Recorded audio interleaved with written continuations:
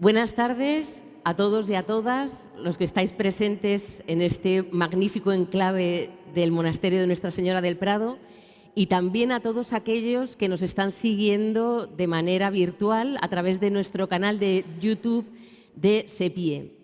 Me llamo María Gómez Ortueta, soy la directora de la Unidad de Formación Profesional en SEPIE, que actúa como Agencia Nacional Erasmus en España. Y quiero daros la bienvenida a estas jornadas, las primeras que lanzamos como tales dentro de las actividades del National Vet Team de España, que hemos pensado sobre esta temática de la internacionalización vinculada a la excelencia. Inaugura estas jornadas Alfonso Gentil, director de SEPIE, Agencia Nacional Erasmus de España. Cuando quieras, Alfonso.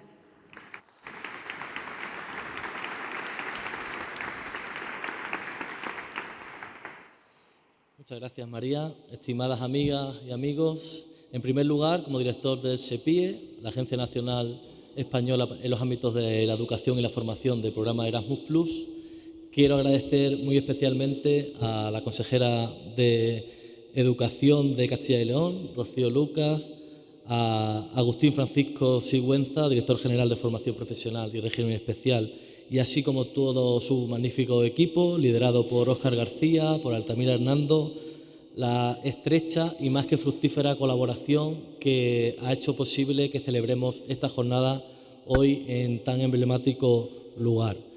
Después de tanto tiempo de encuentros virtuales, es maravilloso poder estar juntos, ver esos abrazos y besos que os habéis dado los que ya os conocíais a través de la pantalla y que este National Vet Team vaya poco a poco fructificando en algo físico y más tangible.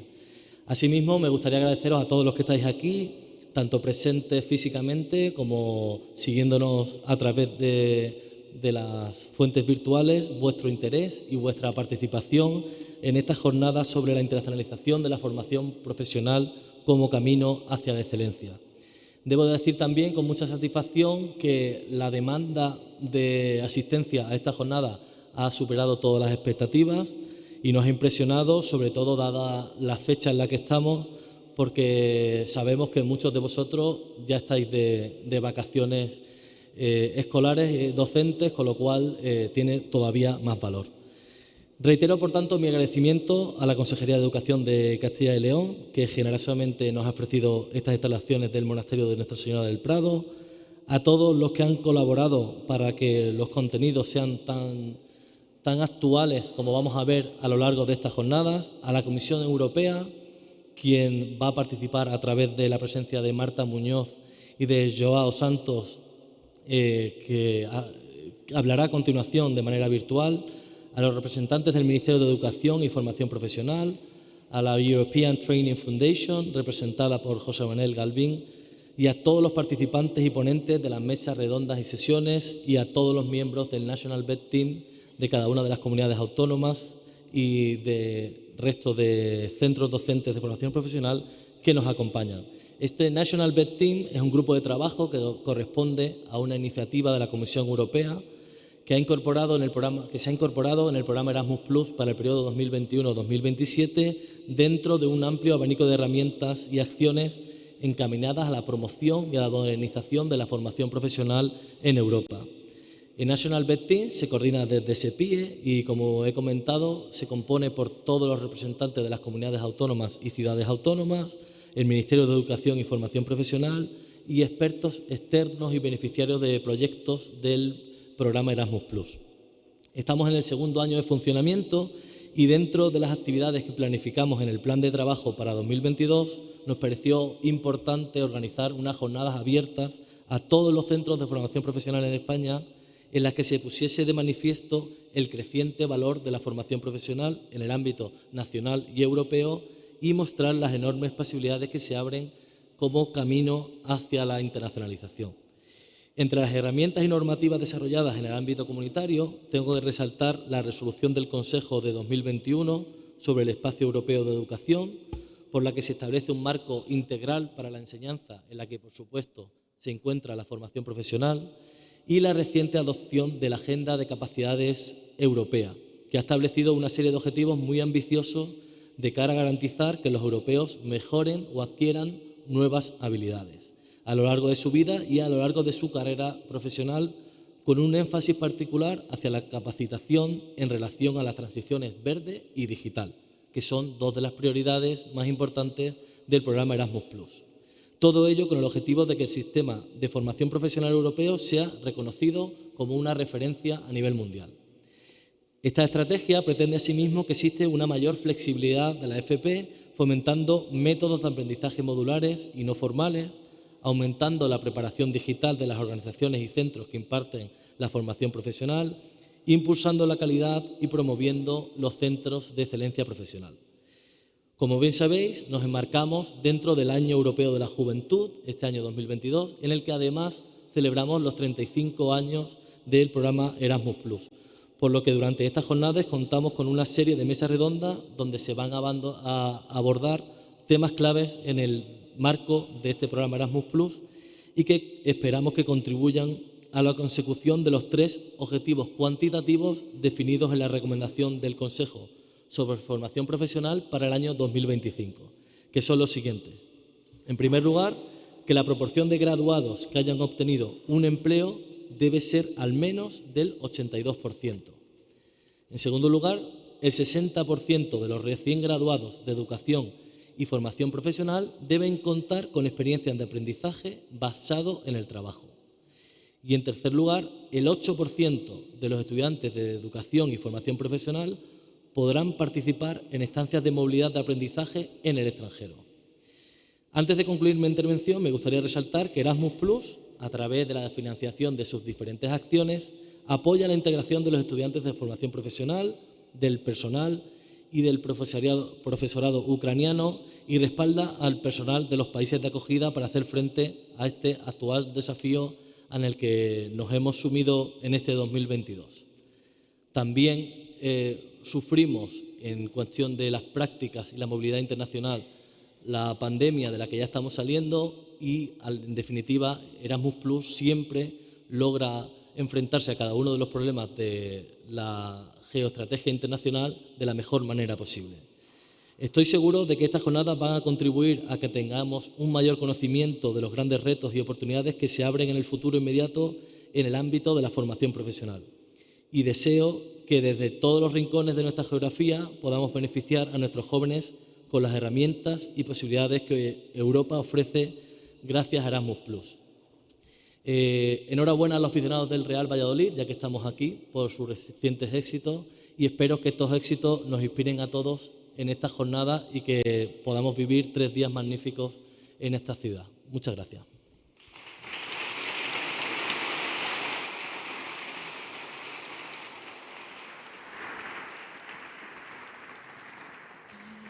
Muchísimas gracias, Alfonso. Y a continuación, y dentro de este primer acto de inauguración de las jornadas, tenemos el placer de contar con nosotros con la consejera de Educación de Castilla y León, Rocío Lucas Navas, que nos va a dar también unas palabras en esta inauguración. Muchas gracias.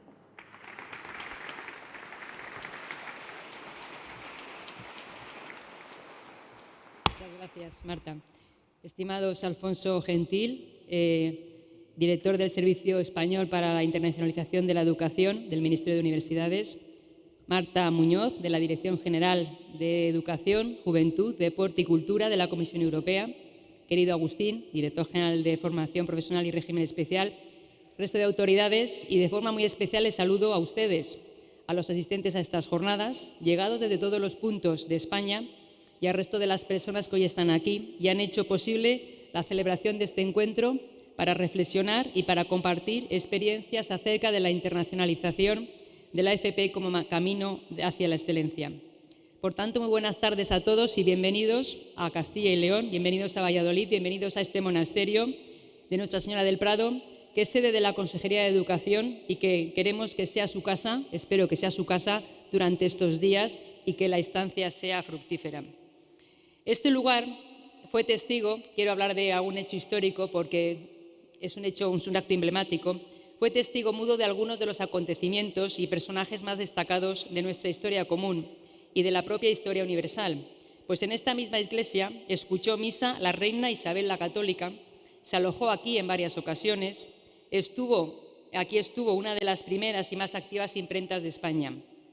Y aquí también se gestó en este mismo edificio la que sería la primera vuelta al mundo, la protagonizada por Magallanes y Elcano, con la firma el 22 de marzo de 1518 por el emperador Carlos I de las capitulaciones. Por tanto, como pueden ver, estamos en una sede y en un edificio histórico y en un edificio grandioso. Y esa es la importancia que queremos dar también a la formación profesional en estas instalaciones. Y en primer lugar, por tanto, quiero agradecer doblemente la celebración de estas jornadas. En primer lugar, porque muestra el grado, la importancia, el compromiso de actuación de forma coordinada. Estamos hablando de que estamos aquí representantes del Ministerio, de las Consejerías de Educación, de las ciudades de Ceuta y Melilla, de la Agencia Nacional del SEPIE y del beneficiarios del proyecto Erasmus+. Es un ejemplo claro de cooperación entre todas las distintas administraciones. Es además un foro de debate que nos permite compartir los intereses de todas las instituciones implicadas y tratar de buscar soluciones a los problemas que son comunes en todas las comunidades autónomas y que nos enfrentamos a ellos con el objetivo de mejorar la calidad de nuestro sistema educativo. Y en segundo lugar, digo que me es muy grato para mí por ser el primer acto de celebración de ese 35º aniversario del programa Erasmus+, y que ese acto se lleve a cabo en la Comunidad Autónoma de Castilla y León. Porque en Castilla y León estamos convencidos de que la internacionalización de los sistemas de la formación hoy en día no es una opción, sino que es una auténtica necesidad. Y es una necesidad especialmente en la formación profesional. Porque la mejora de la formación profesional es un objetivo prioritario de la política educativa europea, también del Gobierno de España y del Gobierno de nuestra comunidad autónoma. La reciente declaración de Onasbrook, el 30 de noviembre de 2020, sobre la educación, formación profesionales, facilitadoras de la recuperación y de las transiciones justas hacia economías verdes y digitales, pone de relieve la importancia de la formación profesional en el futuro de Europa, destacando el valor de la cooperación entre países dentro del entorno europeo. En esta declaración, los titulares de la educación de los 27 Estados miembros han puesto de manifiesto la necesidad de que la formación profesional sea un pilar fundamental de la educación europea. Haciéndose eco de todo ello, en esta última legislatura, Castilla y León ha seguido avanzando en el desarrollo de un sistema de formación profesional alineado con las recomendaciones y con las prioridades europeas. Un sistema más abierto, más especializado, mejor adaptado a las necesidades de la cualificación profesional, con mayor presencia en el panorama internacional y claramente dirigido hacia la excelencia. Hay aquí 44.500 alumnos los que están estudiando en Castilla y León ciclos de formación profesional, 4.000 alumnos más que los matriculados en el curso 18-19, lo que pone de manifiesto el interés creciente de estos estudios en la sociedad castellana y leonesa. Como todas las comunidades, estoy segura que también tienen un plan de formación profesional. Aquí en Castilla y León se hizo ya el 26 de marzo de 2021, a través del Consejo de la Formación Profesional, aprobó el 6º Plan de Formación Profesional. Un plan estratégico que contiene 11 programas operativos con actuaciones específicas, con 86 actuaciones específicas y que ya está empezando a dar frutos, como la creación de una red de centros que trabajan con el modelo europeo de excelencia profesional, a la que ya se han incorporado 41 centros, un mapa dinámico de oferta formativa que ha permitido incrementar el catálogo de ofertas en más de 80 nuevos ciclos y nuevos cursos de especialización, creando 2.500 nuevas plazas en 2 años, y también el impulso de la formación profesional dual en más de 1.500 puestos. Y todo ello con un grado y con una alta participación en la movilidad. En este caso, en el marco del programa Erasmus+, para el alumnado de FP, hemos conseguido más de 400 becas europeas de movilidad para realizar la formación práctica en empresas de países de nuestro entorno y acciones nuevas en el ámbito de la innovación aplicada en el marco del programa Aula Empresa, del emprendimiento y la orientación vocacional y profesional. Un plan que incide en la creación de nuevos espacios de aprendizaje más dinámicos, más tecnológicos, como los 41 centros públicos dotados con aulas de tecnología aplicada, donde el alumno se familiariza con las nuevas herramientas y técnicas de fabricación de la industria 4.0, o las 77 nuevas aulas de emprendimiento para el desarrollo de la cultura emprendedora en colaboración con empresas, en colaboración con clúster de la Comunidad Autónoma de Castilla y León. Y todo ello para contribuir a mejorar la calidad de la formación profesional, para mejorar la inserción laboral del alumnado egresado de la formación profesional. Una inserción que ya ha alcanzado un 85% de media en las 21 familias profesionales implantadas en la comunidad. Porque nuestra política se basa en pensar globalmente, pero para luego actuar localmente, contribuyendo así a través de esa formación profesional al desarrollo regional, a la innovación, a la especialización inteligente, así como a crear cadenas de valor específicas y ecosistemas industriales que formen parte de triángulos de conocimiento y a colaborar con otros sectores de la educación, de la comunidad científica, el sector creativo y el mundo empresarial. No obstante, debemos seguir avanzando en el desarrollo de un sistema de formación profesional fuertemente orientado hacia el empleo en el siglo XXI. Porque los empleos, los mercados laborales y las economías están cambiando rápidamente. La globalización, la tecnología y el crecimiento del sector servicios son tanto causas como síntomas del cambio. Esto implica que las enseñanzas que ofrece el sistema de formación profesional deben diversificarse, deben adaptarse, enriquecerse y actualizarse para ser capaces de afrontar los cambios que se producen en el sistema productivo y los impactos de las crisis en el empleo. En este primer cuarto de siglo se ha reafirmado y fortalecido la posición de la formación profesional como su sistema de educación y formación y se ha diferenciado de la educación general. Una tendencia que se refleja en la evolución de la formación profesional en todos los países de la Unión Europea, tal como evidencian los estudios realizados por el Centro para el Desarrollo de la Formación Profesional en Europa. Además, tendremos que implantar, y también se va a ver en estas jornadas, los cambios que conlleva la entrada en vigor de la nueva Ley Orgánica 3/2022 de formación profesional. Va a requerir una total actualización de la normativa vigente en la comunidad. Va a requerir la redefinición de los currículos de todos los ciclos formativos y una actuación conjunta entre todas las competencias de las administraciones en materia de formación profesional, la reglada y la ocupacional. Y solo trabajando de forma continuada y venciendo resistencias podemos ir transformando la realidad. Ese es el fin último con el que se plantean estas jornadas, buscar y encontrar respuestas, modelos de trabajo que permitan avanzar en la calidad y en la eficiencia de nuestro sistema educativo. Seguramente en este encuentro de trabajo vamos a poder profundizar en estos aspectos, de forma especial en los relacionados con la internacionalización de la formación en los diferentes niveles del sistema educativo y su impacto en el empleo, no solo en el empleo de los jóvenes, sino también en el empleo de los adultos. Para ello contamos con expertos que conocen bien la materia, los retos y los desafíos a los que nos enfrentamos. Porque no sabemos qué nos deparará el futuro, pero como decía el abogado y escritor austriaco Peter Drucker, la mejor forma de predecir el futuro es creándolo. Y hablando de futuro, sí quería poner el acento en algo que creo que es fundamental, que es decisivo. Poner el acento todos ustedes en los miembros de los equipos directivos que hoy se encuentran aquí, porque todas las políticas, todos los planes, sin el factor humano no sería nada posible. Ponderar en su justa medida la inmensa labor que ustedes desarrollan y que han desarrollado incluso en plena pandemia, en una situación nunca vista, nunca vivida. Me consta, porque así ha sido, he sido testigo de los que han sido centros de mi comunidad autónoma, de la vocación y el compromiso y la entrega de los equipos directivos y del profesorado de todos los centros de la formación profesional. Así pues, no quería finalizar mi intervención sin mostrarles mi más sincero agradecimiento, mi admiración por la importantísima labor que llevan a cabo y animarles a que sigan en ese camino. Y termino ya y espero y deseo que sus opiniones contribuyan a encontrar caminos y soluciones que permitan superar las dificultades y los retos que nos encontraremos en el futuro, para hacer crecer nuestro país, para alcanzar las mayores cotas de formación, de empleo, de bienestar y de cohesión social posibles. Quiero finalizar agradeciendo a los ponentes, colaboradores y a los asistentes su interés y su participación en la organización y el desarrollo de estas jornadas. Les deseo, como digo, una feliz estancia en esta magnífica ciudad y unas provechosas sesiones de trabajo. Muchas gracias y felices jornadas.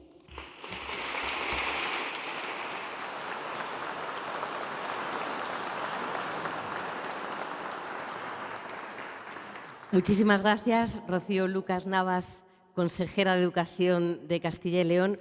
Y antes de continuar el programa, creo que es el momento, puesto que está representado con nosotros gran parte de su equipo, el dar un fuerte aplauso por toda la implicación que ha tenido la Consejería para hacer estas jornadas. Todos los que habéis celebrado jornadas sabéis el grado de implicación y de trabajo y de esfuerzo que esto requiere y por habernos traído a un lugar tan maravilloso. Así que pido por parte de todos un fuerte aplauso a todo el equipo de la Consejería. Muchas gracias.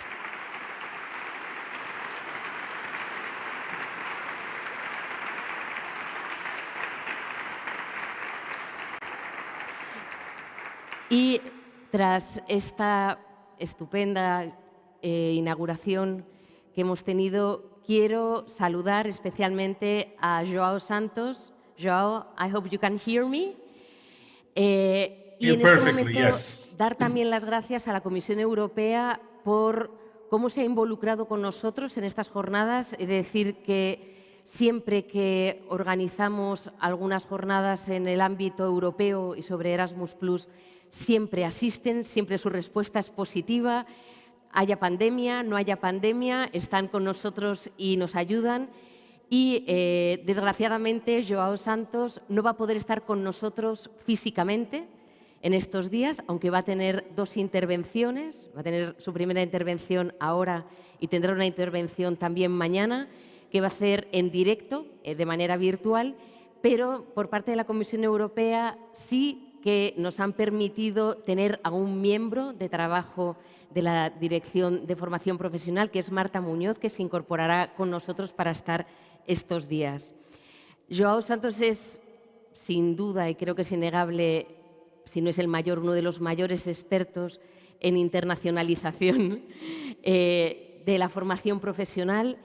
Lleva trabajando en este ámbito muchísimo tiempo, es un referente. Si alguien puede comentarnos y podernos ilustrar cuál es el horizonte y cuáles son los desafíos que la propia Comisión Europea se plantea, como han comentado en la inauguración, para la modernización y que la formación profesional esté a la altura de los tiempos que vienen.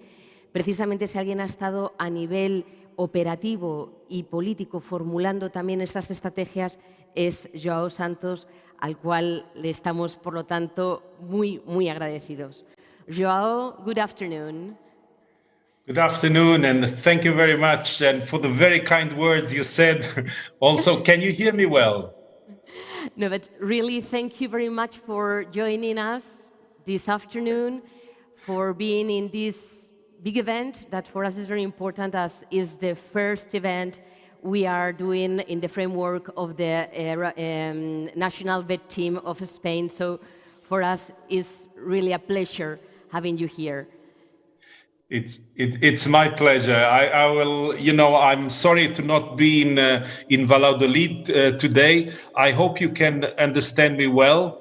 Unfortunately, I understand Spanish very well, but whenever I try to speak, it's horrible. It's a portuñol, so I think it's better if I speak in English. But really sorry for not speaking Spanish. But if there's any questions, I'll be happy to answer you can put the questions in Spanish, and I'll be happy to answer if I can.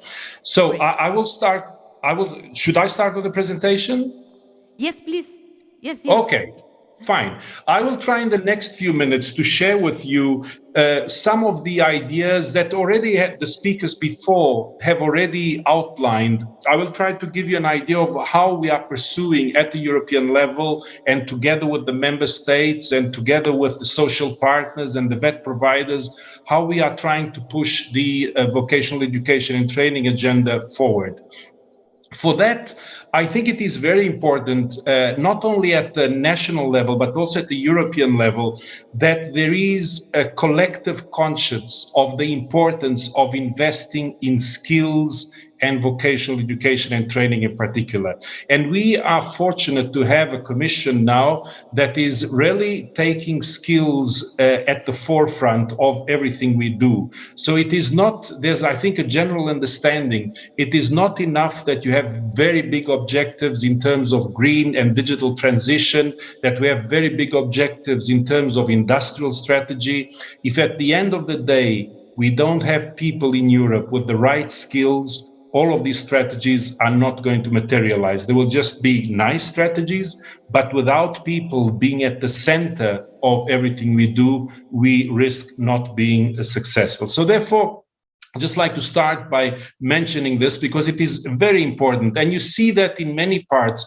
Castilla and Leon is an excellent example that has been at the forefront of, for example, in vocational excellence. I'm always referring to the good work that is being done in Castilla and Leon. But whenever you see that at the political level, there's an understanding of the importance of skills, then things work. And there are many regions in Spain that I'm familiar with, the Basque Country, Castilla and Leon, the Community of Madrid, where really skills are being put at the center. And I think that is a very important element for us to be successful in vocational training, in higher education, any kind of education.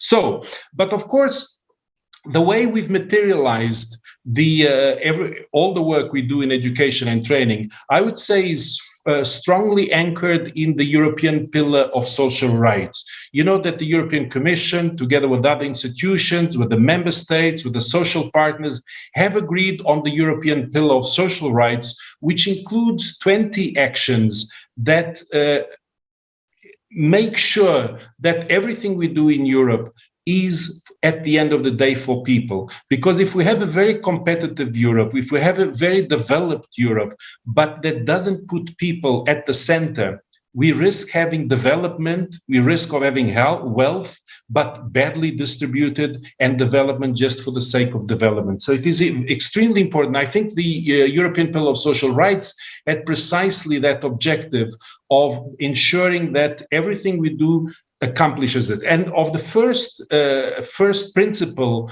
of the 20, including the European Pillar of Social Rights, we have the right to learning, to education and learning throughout life, but not any kind of education and learning of quality, and that reaches everyone, that allows people to engage in education also for what is usually called the society lift, that allows people through education to progress in life and to ensure that we have social cohesion. But the other principles in the European Pillar of Social Rights, I'm not going to get into all of them, but the other three which are extremely important for our work in education and training, of course, equal opportunities, active support to employment. When people go through phases of employment, unemployment, training, that education and training is there to support them, to make sure that the transitions throughout life are supported with opportunities for education and training. And of course, these are just the four that I mentioned directly related to education and training,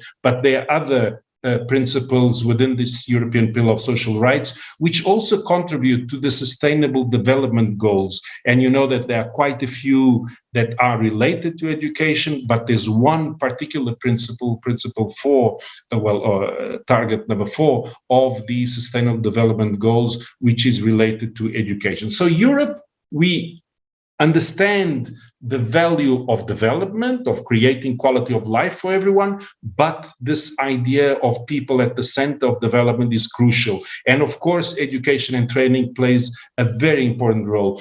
If you look still at the targets of the European Pillar of Social Rights, there are 3 overriding targets. I'm not talking about vocational training, I'm talking about the European Pillar of Social Rights. The first one is to have 78% of the population in employment by 2030. Currently, we have 73%. And of course, with all the challenges of COVID and now, unfortunately, the war in Ukraine, this makes the target very difficult. But in any case, we have this target of 78%. And of course, education and training and skills is critical if we want to get more people in the labor market. Then we have the target of reducing by at least 15 million people that are at the risk of poverty. And of course, you also know that one of the ways of taking people out of poverty or the risk of poverty is through education and training. Because if we just find a job for people, but they are either low skilled or don't have the skills that are needed for the future of jobs, we are finding employment for people that go into what is usually called the turnaround of employment, unemployment. They go to short-term employment without big quality, and they go to unemployment immediately after because they lack the basic skills for the integration in the labor market. And the third target is to have at least 60% of adults participating in training. This is a very ambitious target because the current level is 37%. So it shows you that in the next, we have 8 years left. There's a tremendous effort that has to be done to ensure that adults participate in lifelong learning to have quality jobs and fulfilling lives. So for these three targets in the European Pillar of Social Rights, of course, the one on adults participating in learning in training is the one where skills are most directly obvious, but for all the others, skills and training are crucial if we want to achieve these targets. Now, you know that then what we've done is with these big ideas in mind, we have the European Skills Agenda, which was adopted in 2020, which has a particular focus on upskilling and reskilling of adults. To put the picture very clear, in Europe, we have around 60 million young people in education and training. So people in higher education, in VET, in schools, 60 million. But we have 230 million people in the labor market. These are adults like me and you that are going to go through big transitions in the economy. And these people need upskilling and reskilling as well. Of course, they don't have to go back to a school and sit in a school listening to classes and do a complete qualification, but we have to have the systems in place that can respond to this tremendous challenge. People, if we want 60% of adults going in training every year, we have to speed up. We have to strongly invest in upskilling and reskilling. And this is what the European Skills Agenda is all about. We also have the European education area. And this is important because when we are looking at reforms in vocational training, we cannot only look at vocational training per se. We have to look at the whole education and training system. Because if people are not coming out of the traditional education system with basic skills, language, mathematics, with capacity in languages, for example, it is difficult for the VET system to provide them with those skills that the initial education system did not provide them with. And then, of course, if people after VET want to go to higher education, we all have to work together. So we cannot look at the education system in different boxes as if a school education had nothing to do with VET, had nothing to do with higher education. All of them have to work with a common strategy. And that's what the European education area tries to achieve. And finally, if you want to know more about what we are doing in vocational education and training, I'm just going to give you, in the time I have, a short overview of what we are doing. But in this brochure, you have a link there. You can have all the elements, details of the role of the agencies. We have the European Training Foundation. We have CEDEFOP. We also work with the OECD, and all the initiatives we have in that small brochure. You'll get all the additional information which I cannot cover today. Then this graph is a little bit complex, but I'm going to try to go very briefly over it. As I told you, there's a policy drive. So in terms of the big objectives for policy, I already mentioned the European Pillar of Social Rights, the European Skills Agenda, the European Education Area, the Council recommendation on VET.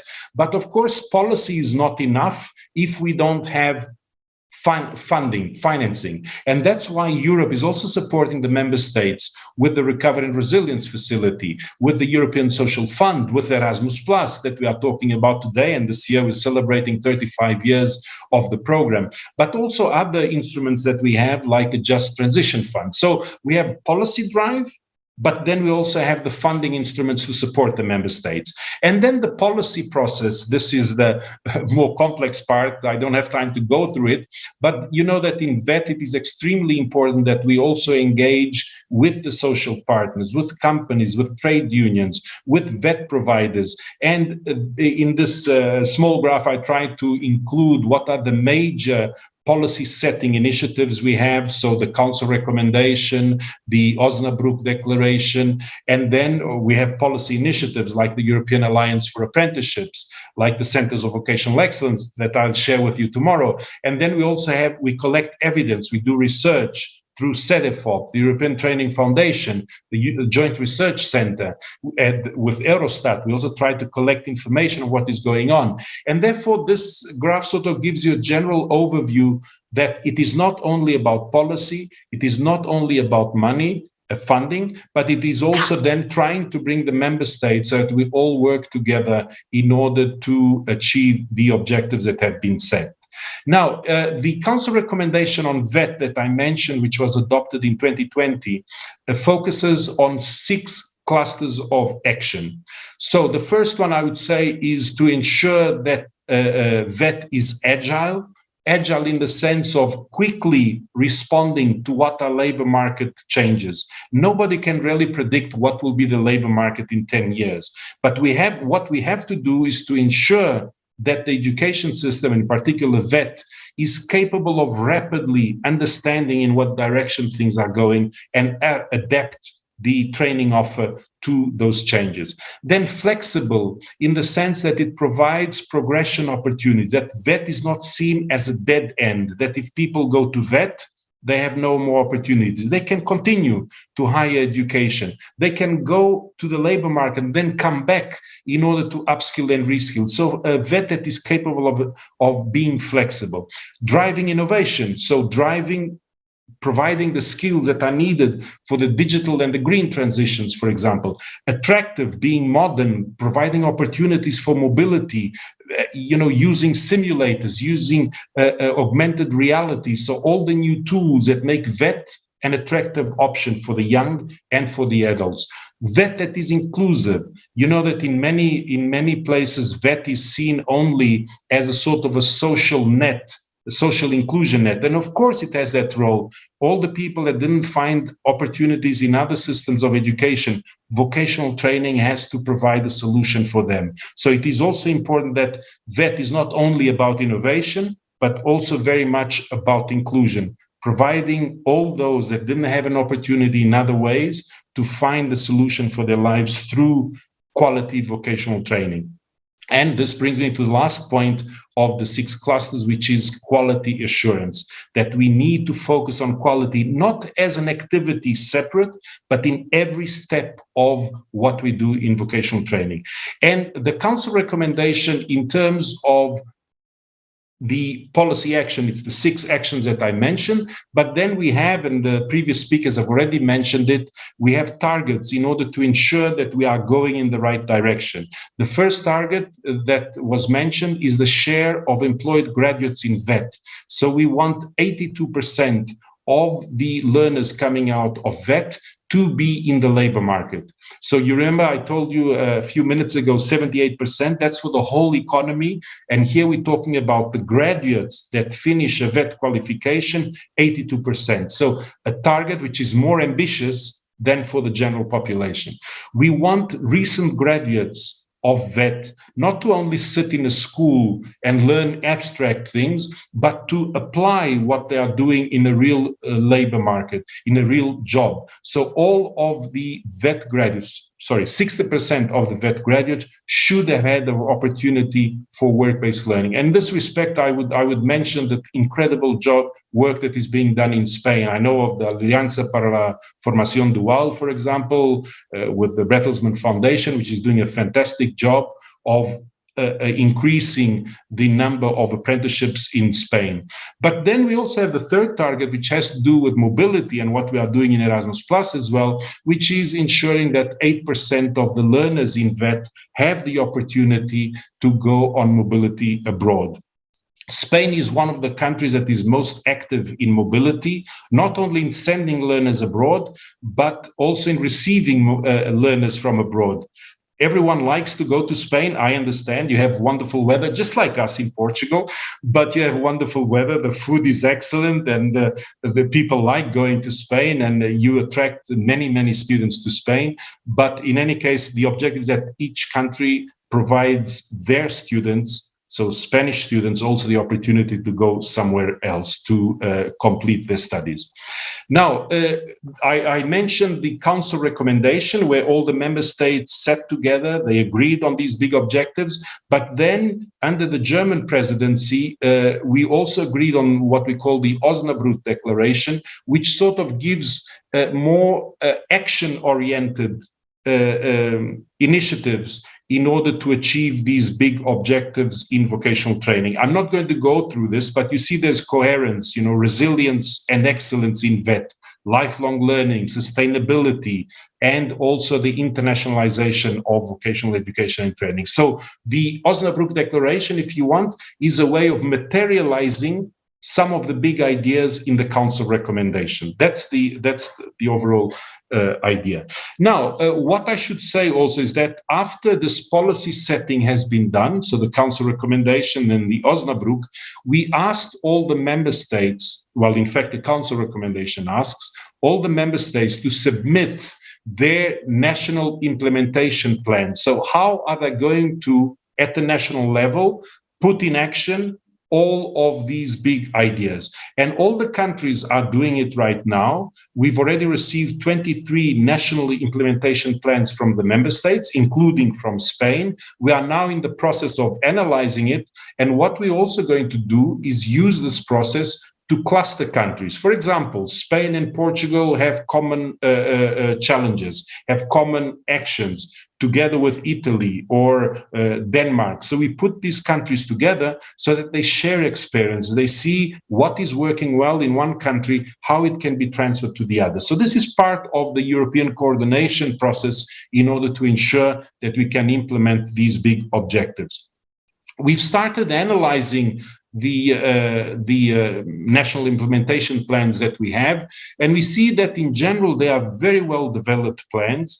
They are aligned with the objectives, the big policy objectives that I mentioned of the VET recommendation and Osnabrück Declaration, that the VET reforms are being contextualized in the overall national reform strategies, so that it's not VET reforms going their own way, but not understanding what is happening to the rest of the economy, but there is this kind of coherence of what is happening. So in general, of course, it's just a preliminary analysis, but we think that the national implementation plans are of good quality. They have the priorities very well explained. They have timelines. They've got identified budget. They've got target groups that are the object of what is being done. So overall, I would say that what we've received until now is very encouraging. Just to mention that the main priority we see, I'm talking about all member states, how they are implementing, how they are intending to implement the Council recommendation. We see a very big priority on labor market relevance. So ensuring that what VET is providing is what the labor market needs. That VET is also providing the skills for the green and digital transition.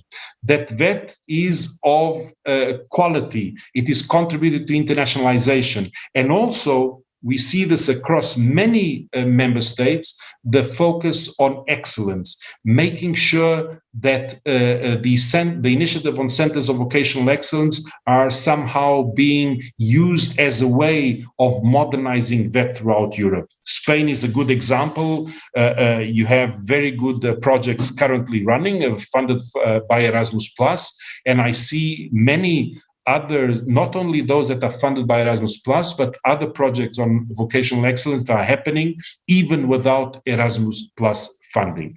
Now, let me just very briefly, I don't want to discourage you, but our agency CEDEFOP, they conduct a skills index. So basically, they look at certain indicators in all countries in Europe. This is not to say who is bad or who is good. It's just to identify where are weaknesses so that so that each country has one more element to concentrate in what work is important for them.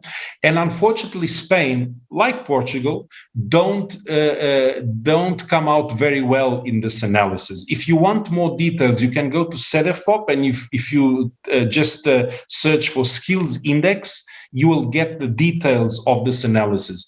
And they analyze each country in terms of 3 big sets of indicators. The first one is skills development. So to what extent the education and training system is efficient and developing skills for people. And there Spain is not the last, but is not doing particularly well. Then you have skills activation. And what does this mean? This means that people, the transition from the education system to the labor market, there Spain is doing a little bit worse. And where there's really a very big challenge for Spain is in the skills matching. What does this mean? This means that there are many people going into the education system, and then when they leave the education system, they have a qualification, but then go to work in areas that have got nothing to do with what they studied for. And this, of course, is inefficient as the system, because it means that the system is providing skills that the labor market then does not have need for them.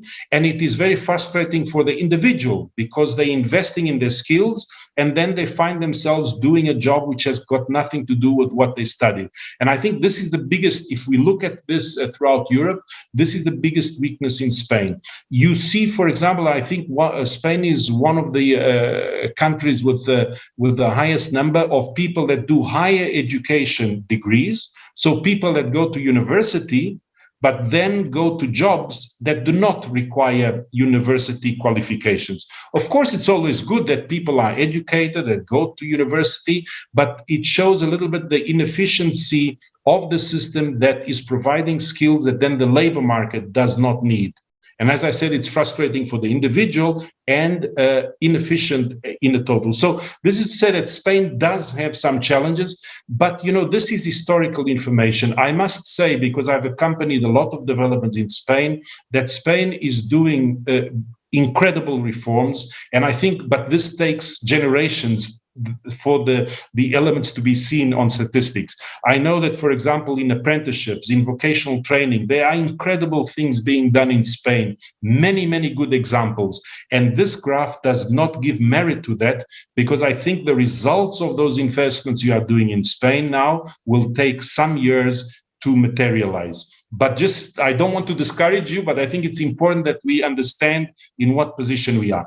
And in this respect, remember I was talking to you about the national implementation plans. We've received the one from Spain, and I think it's going in the right direction. The biggest priorities that this national implementation plan of Spain identifies is on investing in upskilling and reskilling of adults, which, as I said, is very important for the green and digital transition, that it is investing precisely in ensuring that the system for the young people and for the adults are providing people with the skills for the digital and green transition, investing, for example, in the centers of vocational excellence, investing in digital tools, investing in teachers and trainers. So all elements that are crucial to increase the efficiency of the system. Third priority in which Spain is investing is innovation and internationalization. Once again, Erasmus Plus plays a very, very important role in this. Investing in dual VET, so the work-based learning, apprenticeships, and investing also in career guidance. And I think this is a very important element, especially because of what I told you. There's a big gap between the qualifications that are being provided at university and VET level, and then the jobs that people perform. So to ensure that this gap is smaller, you need to invest in career guidance. And I think Spain correctly has identified that in the National Implementation Plan as one area where they want to work. Now, besides the policy, and what I've told you until now is about policy, we also have substantial funding. And Spain has a long experience of making good use of European funding. We have in the current programming period significant resources available in the Recovery and Resilience Facility with the European Social Fund and with Erasmus+. And not only funding, but then we have tools like, CEDEFOP is working on anticipating future skill needs. They're looking at various sectors. What will be the skill needs of the future? They are developing new technologies in order to have web crawlers, for example, going on the internet, seeing all the job advertisements that are there. What kind of skills are being asked today? So not only looking in 10 years' time to understand what will be the needs of the future, but also looking today, what are employers asking for? So this is very important information to help us understand how we have to adapt the education system to provide people with these skills. Then we have other tools like ESCO, the European Classification of Skills and qualifications. And the idea is that all the occupations in Europe, or gross majority of them, they are then broken down in specific skills. So to be a cook, what are the specific skills? To be a web designer, what are the specific skills? And this is what you can find in ESCO. So if you just Google ESCO, you'll get access to all that information. Then we have tools like Europass. Everyone knows about Europass. It's been there for many years. It's much more than just a CV. I advise those that haven't done so to look into Europass. You'll see that it is developing to become a very wide portfolio of tools to allow people to understand where they can do training, so much more than simply a CV. And then the latest is 2 recommendations we've adopted very recently, one on individual learning accounts to allow adults of working age to have financial resources to decide what training they want for upskilling and reskilling. And another one is on micro-credentials, how to organize the education and training system so that, in particular for upskilling and reskilling, people can learn certain modules of learning that will allow them to upgrade their skills for new job opportunities. Then policy initiatives. This is the last cluster of initiatives I'd like to mention, the Pact for Skills. What we are trying to do with this initiative is to bring society together, to understand that education and training and skills is not only an issue for the education sector. If companies want to have people that are equipped with the skills they need for their competitiveness, they have to participate. They have to engage with education and training systems. So companies have to come together. Social partners have to work together. Skills is a collective challenge for everyone. Of course, the education system has to deliver it, but it cannot deliver it alone. We have to bring people together. And this is what the Pact for Skills is trying to do. Other initiatives, European Alliance for Apprenticeships. We're trying to mobilize society and once again companies to engage with the VET providers for apprenticeships. We have other initiatives like the European Vocational Skills Week, where we are trying to raise the attractiveness of VET, make sure that VET is not seen only as a social inclusion element, because it is also that, providing people with opportunities for social inclusion, but it is much more than that. It is also providing companies with the skills for innovation, for competitiveness, and preparing people for the green and digital transition. And then we have other initiatives like the sectoral blueprint for skills, which is trying to address the skills mismatches in certain sectors as well. So tomorrow, I will I will give you a brief overview of another important initiative that we have, and Castilla and Leon is a good example. Not only Castilla and Leon, in Spain, there are other regions, but Castilla and Leon is, I would say, one of the most active and most entrepreneurial, I would say, regions in Spain that is trying to work on vocational excellence as a way of modernizing the vocational system. So if there's any questions, I'll be happy to answer. Otherwise, I'll meet you here again tomorrow to speak about vocational excellence. Thank you very much.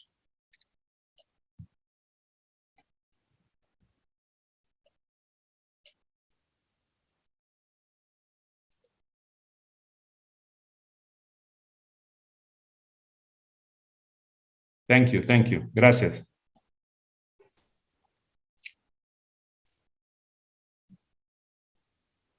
I cannot hear you, but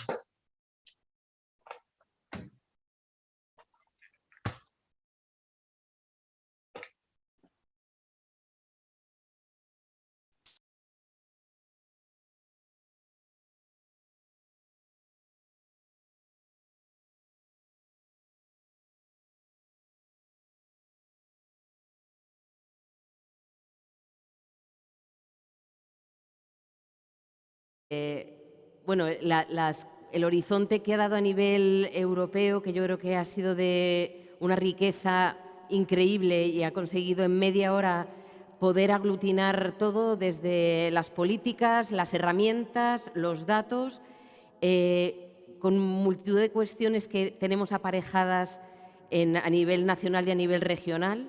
Creo que es fácil poder identificarse con las inquietudes y con los parámetros que ha establecido la Comisión Europea y ver también a nuestro nivel y en la manera que podamos, por eso precisamente creo que estamos aquí, de qué manera podemos contribuir a que nuestros jóvenes, a que nuestros estudiantes, a nuestros estudiantes de formación profesional tengan una integración cada vez más real y que puedan también incidir en la modernización que los tiempos que corren requieren, ¿no?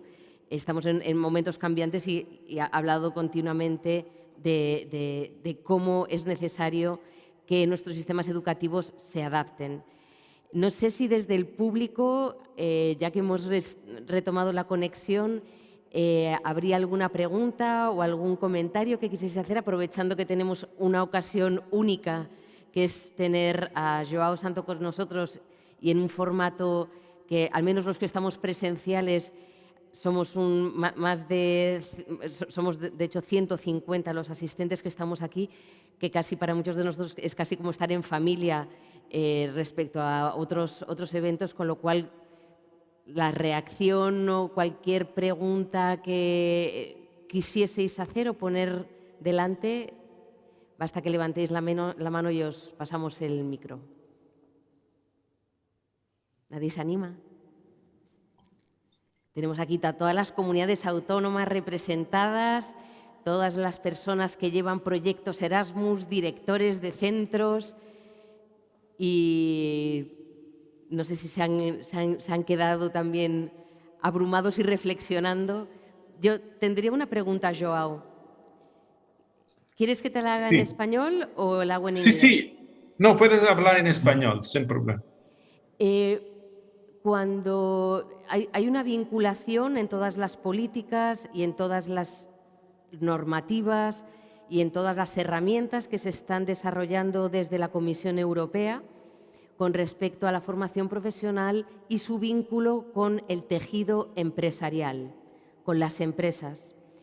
En España, precisamente antes lo comentaba, por ejemplo, la consejera, pero ocurre en muchísimas comunidades autónomas, que el tejido empresarial de España no está compuesto mayoritariamente por grandes empresas o de grandísimo tamaño como puede ser en algunos países, sino que nuestro tejido empresarial está muy nutrido de pequeña y mediana empresa.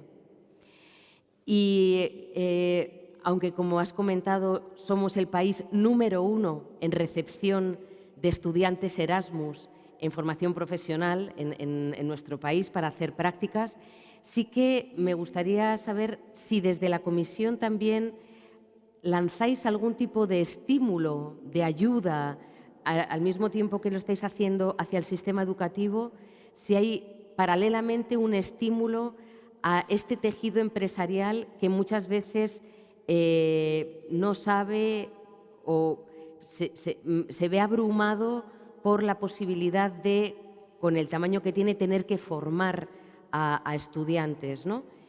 Bueno, esa sería mi pregunta. Si está en el pensamiento o si está en las acciones algo que también impulse al tejido empresarial, sobre todo cuando está basado en pequeña y mediana empresa. Entiendo que las muy grandes muchas veces es más sencillo. Maria, I think that Spain is a very interesting country because you have some of the best examples in Europe and some of the examples that are not so good. But just to tell you, initiatives like the Alianza para la Formación Dual in Spain. Wherever I go in very developed countries in Europe with very sophisticated vocational systems, I'm always referring to it because there you have an example how a country can, with the right incentives, bringing, companies together. It's led to a certain extent by the Bertelsmann Foundation, but they're doing a fantastic job of helping regions, helping small and medium-sized enterprises to develop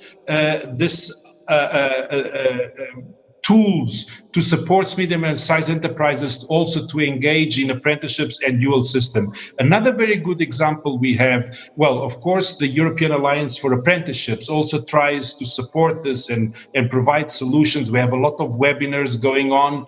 There's some that even provide information on financing available for SMEs to engage in apprenticeships, but also what we are trying to do with the centers of vocational excellence. And I think Castilla and Leon, the Basque Country, and other regions of Spain are also very good in that.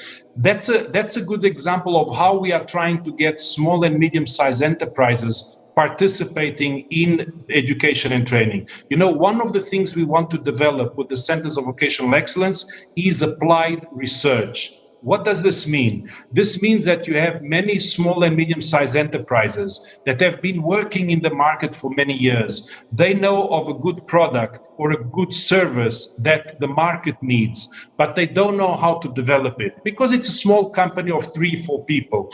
What we want is the vocational training institutes to work with small and medium-sized enterprises, see what they need, bring the teachers, bring the learners together to understand real-world problems of SMEs, try to find solutions for them, engage with them so that companies, small and medium-sized enterprises, can start slowly with the engagement with vocational education and training. And at the same time, it's good for the vocational system because you have teachers, you have learners, trying to help SMEs, and it will also help the transition from the education system to the labor market because learners are not learning in abstract, just theory, but are understanding what small and medium-sized enterprises need. They are trying to solve a problem, coming up with a new product, coming up with a new service, helping companies like that. And we think that slowly, if we engage in this process in which small and medium-sized enterprises see the advantage for them to engage in cooperation with vocational system, this will bring in the long term bigger benefits for SMEs. But I would just like to mention, Spain, you have good examples. You don't need lessons from anyone else. You take the Alianza for Formación Dual. They're doing an excellent job. Give them more opportunities to expand what they are doing in some regions of Spain to other regions. You know what to do. You don't need lessons from Germany or Denmark or whatever. You have the solutions in-house. You just have to do, expand what is already being done very good, very well in Spain. Muchas gracias, Joao. Gracias.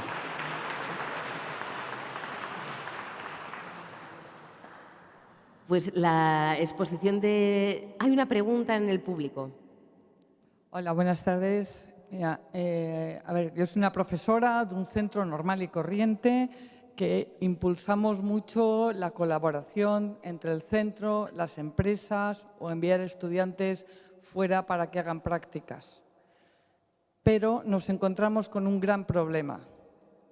Es el reconocimiento de los estudios, cuando hay en un sitio o en otro. Cuando nos viene un estudiante que viene de Inglaterra, de Alemania, de Francia y no quiere solamente hacer unas prácticas, quiere acabar aquí, nos encontramos con una gran barrera. Y yo he participado en algún proyecto pequeñito, muy a nivel local, y hemos llegado hasta la Comisión Europea y siempre nos dicen, es un problema de gobiernos. Es un problema que en la Comisión Europea, a ver si a través de Erasmus o a través de algún otro tipo de programa que ya va haciendo cosas, pues por ejemplo con todas las movilidades y con todo esto, intentan también que se haga algo más grande. Sé que es muy difícil, pero si no se pone el problema, nunca llegará a la solución. Gracias. Sí. I take the opportunity. I see Gregorio, my friend Gregorio, from all view next to you. Greetings, Gregorio. I would, you are right. In your question, I think this recognition is one of the big challenges we have in Europe. But let me say that there is no easy solution because, the Treaty of European Union, that's the nature of Europe. Education policy is a competence of the member state. So each member state, when the treaties were done, they said, we give the competence on trade policy, we give the competence on competition policy to Europe, but education is our responsibility. Europe can help us, but we don't want Europe to tell us what to do. And it's the wisdom of the member states, it's fine, we can live with that. But just for you to understand that there are limits to what we can do, even if we would like, and we understand the problem of recognition that you mentioned, but at the end of the day, it's the member states that decide what to recognize, what to go in the curricula. We have no power to do it. But we do have the power to facilitate. And I'll give you once again the examples of centers of vocational excellence. What we want to do with this initiative is not only modernize the vocational system in your particular region, in your particular country, we want vocational training systems to cooperate with each other. And the projects we are financing in Erasmus Plus are projects for 4 years that require at least 4 countries to come together. And why is this important? Because you can imagine if a Spanish center in Murcia is working for many years with another center in Portugal, in the Netherlands, in Italy, the teachers will be working together. They will be trying to develop curricula which fits the same objective in these countries. So you can imagine if for at least 4 years you create sustainable partnerships where teachers are working together in certain qualifications, in bringing new technologies into teaching and learning. This will create a better understanding among the VET systems in Europe, and it will facilitate the recognition in the long run. There's no miracle solutions, unfortunately there isn't. In some countries, even within the same country, if you go from one region to another, certain qualifications are not recognized. So imagine the challenge to make sure that qualifications are recognized, or even small periods of mobility from one country to the other. It's a big challenge. It is the competence of the member states, but I think in Europe we are working on that. And the Centers of Vocational Excellence, precisely because it is long-term projects of 4 years, bringing many partners together from different countries of Europe, I think we are creating the embryo or the conditions that by working together, teachers, schools, managers of schools, that they will, in the long run, understand each other better, develop curricula which is more common, and this will facilitate the recognition. I'm sorry not to give you a magic response, because unfortunately they are not, because as I said, we can help the member states, but national curricula, national qualifications is a competence of each government, and we cannot interfere there.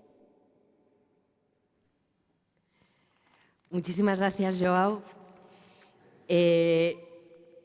Agradezco además especialmente porque creo que es la introducción perfecta para el bloque precisamente que viene mañana. Ha estado precisamente hablando de cómo este horizonte europeo luego se enmarca dentro de las políticas nacionales y regionales.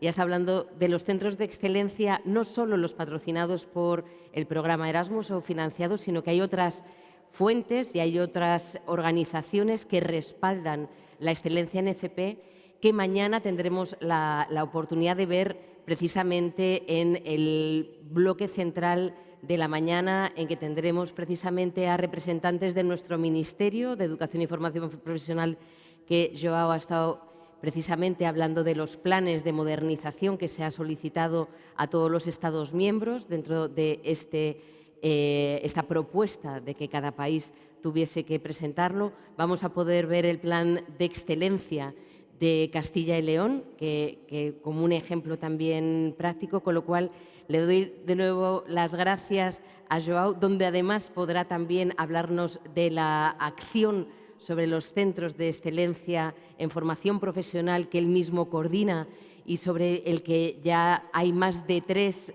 convocatorias en curso con proyectos seleccionados y podremos también dialogar con organizaciones españolas que coordinan y participan en estas acciones. Por lo tanto, le doy de nuevo las gracias, Joao. Mañana muchas gracias. Hasta mañana. Muchas gracias. Un fuerte aplauso a Joao.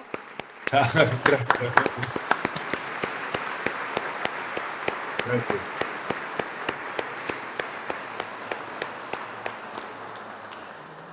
Y ahora, como ha comentado también la consejera de Educación de Castilla y León, celebramos junto a este National Vet Team evento, esta jornada que hemos organizado, queríamos vincularlo a los 35 años que lleva el programa Erasmus Plus existiendo desde 1987.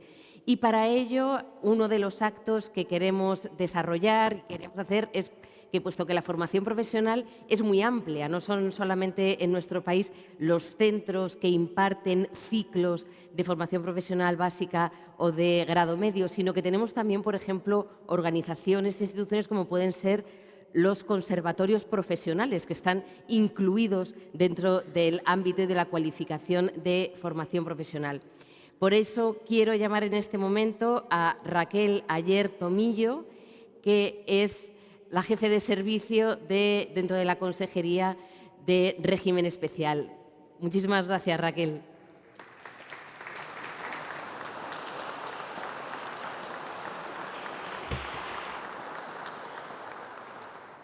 Gracias, María.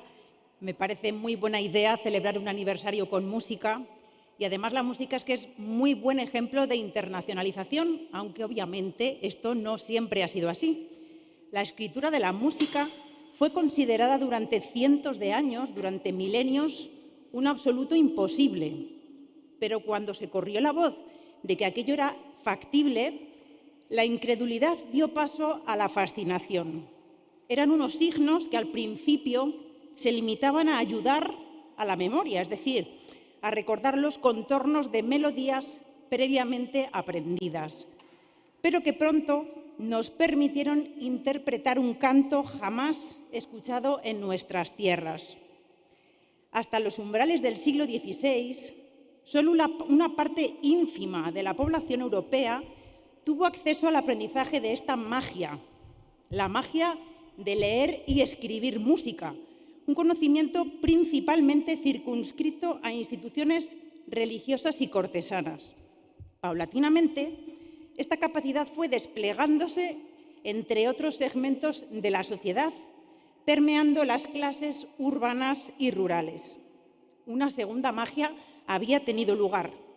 La escritura de la música era común a toda Europa, a todo Occidente. Allá donde los idiomas y los alfabetos se multiplicaban, la escritura de la música fue un estándar cultivado y respetado en todos los puntos cardinales, desde Évora hasta Bucarest, desde Cádiz hasta Uppsala. Las músicas eran diversas como cabía esperar, pero su grafía no lo era. No hizo falta una academia que velase por el mantenimiento de esta convergencia.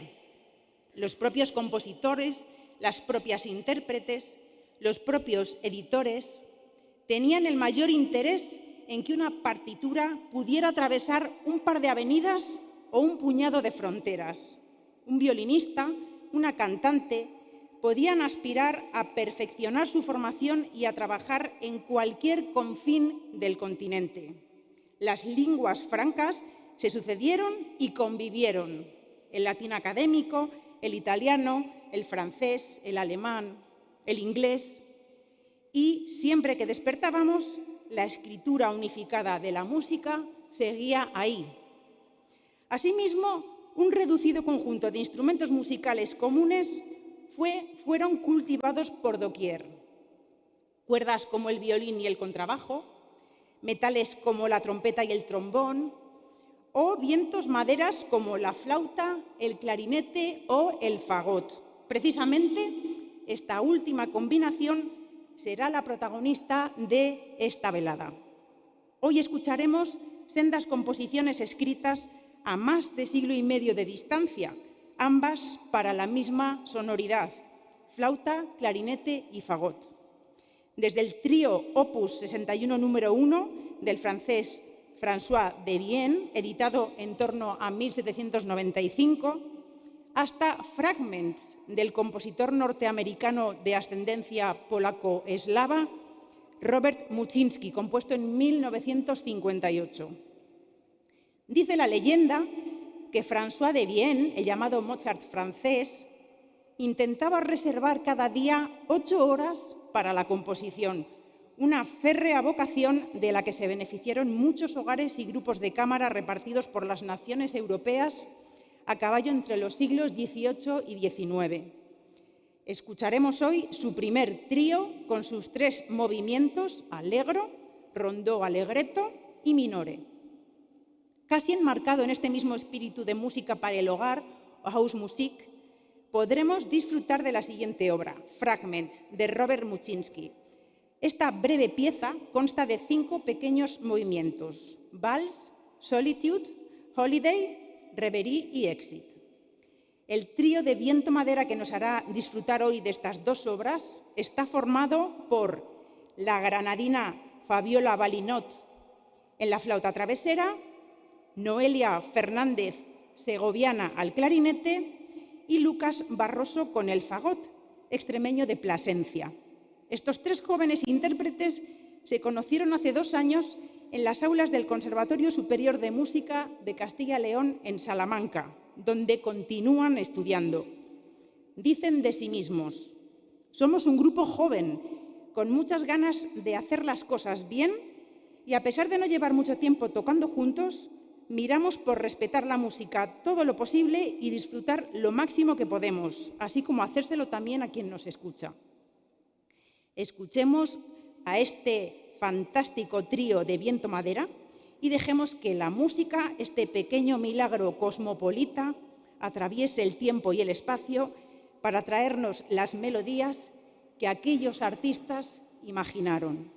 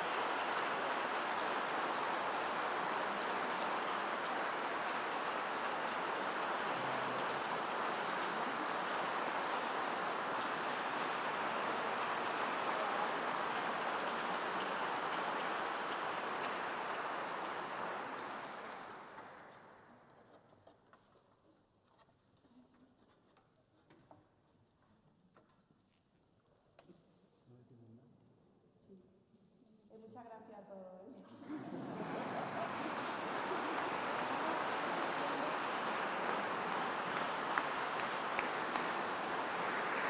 Muchísimas gracias por este broche de oro.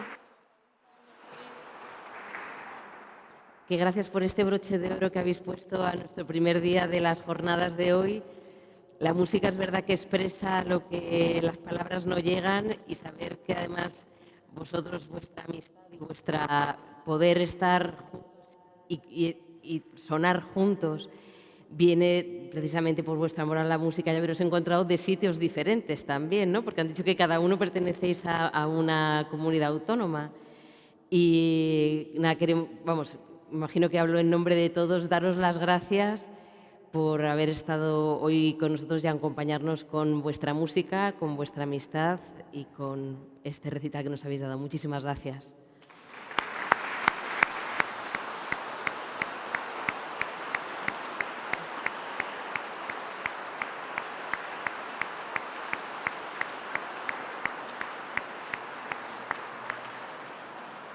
Ahora vamos a tener un momento para poder estar juntos después de este inicio de las jornadas en el claustro, pero antes de irnos, nuestra compañera de la Consejería de la Junta de Castilla y León, Altamira, va a darnos unas cuantas instrucciones, indicaciones sobre tanto el contenido cultural de hoy como el de mañana.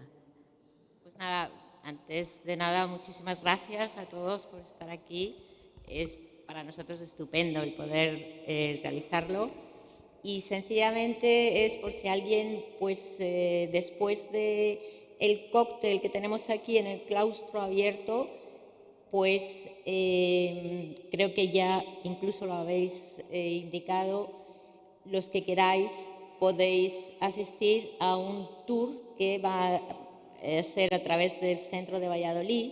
Es un tour teatralizado, con lo cual, una vez que acabemos, inicialmente el horario pues era sobre las 7:30, habrá 3 autobuses en la entrada, ¿vale? Pues para albergar a las 150 personas que somos, y esos autobuses nos dejarán en el centro de Valladolid, en la plaza de Zorrilla. A partir de ahí, pues, se dividirán los grupos, porque claro, al ser un tour teatralizado, pues hay 3 grupos, y entonces se dividirán en grupos para hacer esa visita a Valladolid. Está previsto que dure hasta las 9:30, ¿vale? Y bueno, pues mañana también, al finalizar nuestro horario de jornada, aquí por la tarde, pues está preparado otra visita cultural, en este caso también con 3 autobuses para trasladarnos hasta Valbuena, es un pueblo en la ribera del Duero, y hacer una visita a una bodega, ¿vale? Entonces, bueno, si tenéis cualquier duda, preguntadme, pero ese es un poquito el plan. Y nada, gracias y que disfrutéis de lo que queda del día.